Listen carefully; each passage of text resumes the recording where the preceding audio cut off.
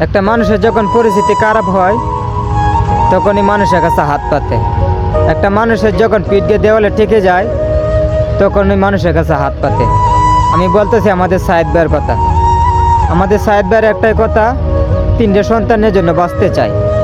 তো আমার Kishoreganj content creator ভাই যারা আছে সবাই মাঠে নেমে গেছে কালেকশন করার জন্য। ইনশাল্লাহ আরও অনেক দূরে এগিয়ে গেছে, অনেক টাকায় কালেকশন হয়ে গেছে। কিন্তু আমার মনটা চাই কালেকশন করতে, কিন্তু দুঃখের বিষয় আমি পারতাছি না, কারণ আমি কিশোরগঞ্জ নাই। সবাই কম বেশি জানেন আমি বর্তমানে মাদারীপুর আছি। তারপর আমি চেষ্টা করতেছি সাহেদ ভাইয়ের জন্য কিছু করার জন্য। তো সবাই সাহেদ ভাইয়ের জন্য দোয়া করবেন এবং সাহেদ ভাইয়ের পাশে থাকবেন।